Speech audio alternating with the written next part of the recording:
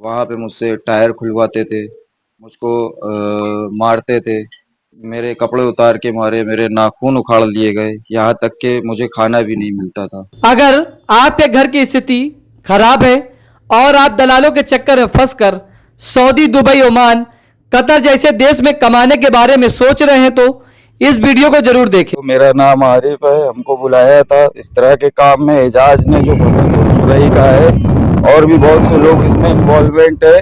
ठीक है, ऊँट के काम में हमें लगा दिया गया, हम यहाँ पे फंस गए, बहुत बुरा, मेरा कोई नहीं है। मर जाएंगे, यहाँ पे कोई नहीं है मेरा, अब मर जाएंगे। यहाँ पे देखो कितने बहुत से सब काम कराते हैं, मुदीर मारता है, हमको कहता है कोई भी नहीं है, और हमको सब परेशान कर रहे हैं मेरे, हमको यहाँ से निकाल लो कोई भी भाई, अल्लाह के लिए। और हम बहुत परेशान हो गए यहाँ पे, अगर हम मर गए यहाँ पे, इसके जिम्मेदार शकील मुंबई में जो भिंडी बाजार में थे, और एजाज और सब लोग होंगे जो जो इन्वॉल्वमेंट था जिनका। पैसे के लालच में दलाल इंसान और इंसानियत दोनों को बेच रहे हैं।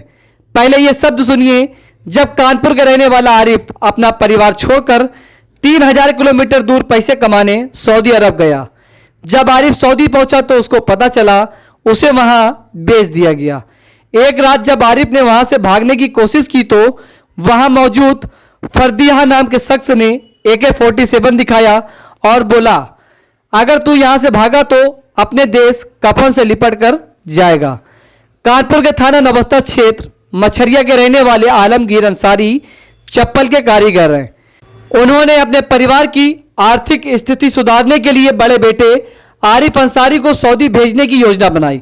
आलमगीर ने आसपास के लोगों से रुपए उधार लेकर अपने बेटे को काम करने के लिए सऊदी भेजा। 6 अप्रैल 2025 को आरिफ ट्रेन से सफर करके मुंबई पहुंचा, जहां विदेश जाने वाला एजेंट मिला। आरिफ और एजेंट के बीच तय हुआ कि 1200 रुपए और खाना मिलेगा। ज़्यादा मेहनत का काम नहीं है। जिसके बाद आरिफ 8 अप्रैल की रात हवाई जहाज का सफर करके सऊदी अरब पहुंचा, जहां के कफील ने आरिफ का पासपोर्ट और मोबाइल छीन लिया। जब आरिफ ने एजेंट से बात किया तो एजेंट ने उसे धमकाया, बोला जो काम मिला उसे शराफत से करो वरना वहीं मरो।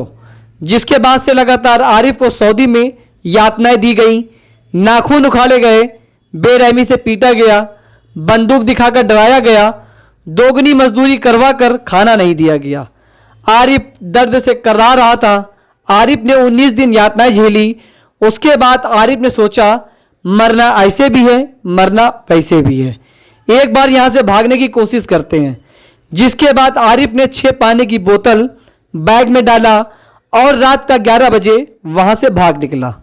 आरिफ भूखा प्यासा रहकर पैदल 400 किलोमीटर लंबा सफर रेगिस्तान में किया।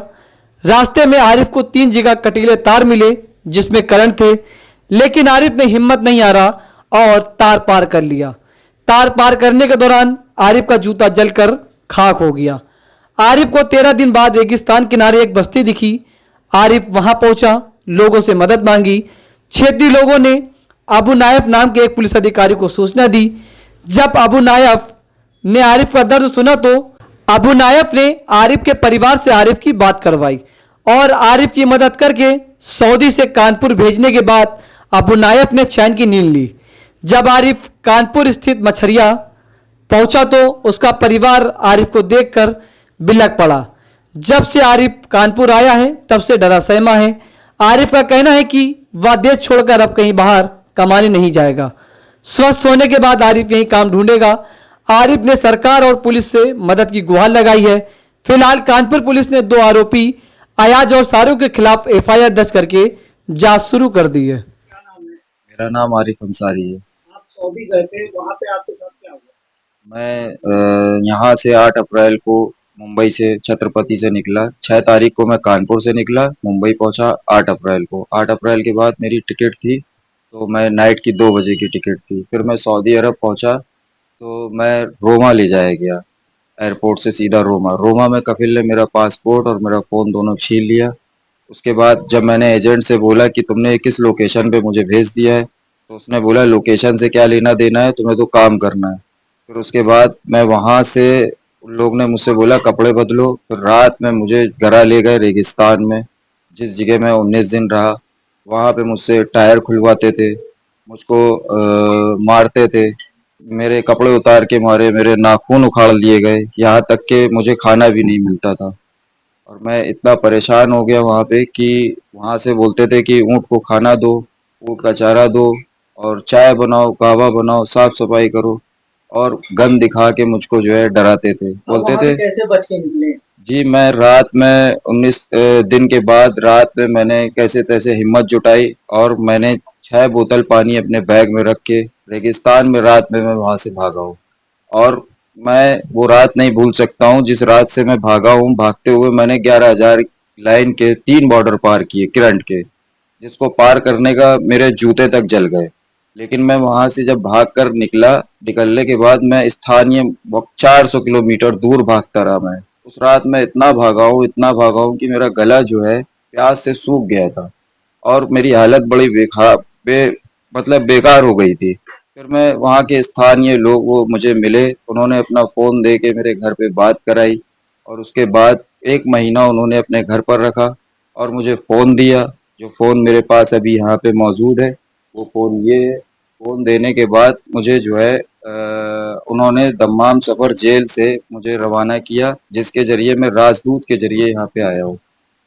एमबीसी आई, उन्होंने इमिग्रेशन पेपर लिया, लेके मेरा ये वाइट पासपोर्ट ये बनाया जो मेरे पास इस वक्त मौजूद है। ये वाइट पासपोर्ट लिया उनसे, मैं 1 महीना 10 दिन जेल में रहा हूँ, और उसके बाद ये मुझे टिकट दी उन्होंने, और उसके बाद से मैं यहाँ आया हूँ। मेरा देशवासियों से ये कहना है कि आप लोग अपने देश में रहें, और जो लोग ये कहते थे कि वहाँ पे भेड़ बकरियाँ चराई जाती है, वो मैंने जाके वहाँ पे देखा, और मैं हाथ जोड़कर सरकार से निवेदन करता हूँ कि इनको पकड़िए और इन पे सख्त से सख्त कार्रवाई करे। आपने पुलिस में शिकायत की, मुकदमा दर्ज हुआ है, क्या कहना जी, पुलिस में शिकायत की, मेरी माँ को और मुझको बहुत भद्दी-भद्दी गालियाँ दे रहे थे, बोल रहे थे कि केस करोगे तो ऐसा कर देंगे, वैसा कर देंगे। मेरे इस पर कोई मुकदमा नहीं हुआ है, अभी पकड़े नहीं गए। मुकदमा हो गया है, पकड़े नहीं गए हैं। अभी उनकी मेरी ये गुजारिश है पुलिस से, सबसे, कि उनको पकड़े और उन पर कार्रवाई करे, और उनको जल्द से जल्द, जितनी जल्दी हो सके, जो भी इन लोगों ने इतना रैकेट में गलत किया है मजलूमों के साथ, मिस्कीन के साथ, गरीबों के साथ, उन लोगों को उनका न्याय दिलाएं, और मैं भी उनके लिए साथ में खड़ा हुआ हूँ। जी, मेरा ये कहना है कि जिस वक्त मैं वहाँ पे था तो सिर्फ अपने भारत देश को याद कर रहा था, क्योंकि उस वक्त मैं ये सोच रहा था कि जैसे मैं बंदी बना के 19 दिन रहा हूँ, मैं अपने देश को याद करके सिर्फ ये कह रहा था कि सारे जहाँ से अच्छा हिंदुस्तान हमारा। और यहाँ पे भी मैं यही बोल रहा हूँ कि भैया सारे जहाँ से अच्छा हिंदुस्तान हमारा, यहीं पे रहे और सेफ रहे, अपने देश से कहीं पे भी ना जाएं। कोई भी अगर इस तरह का प्रलोभन, लालच या कुछ भी देता है आप लोगों को, तो मेरी उनसे गुजारिश ये है कि उनको घर से भगा दे। ठीक है।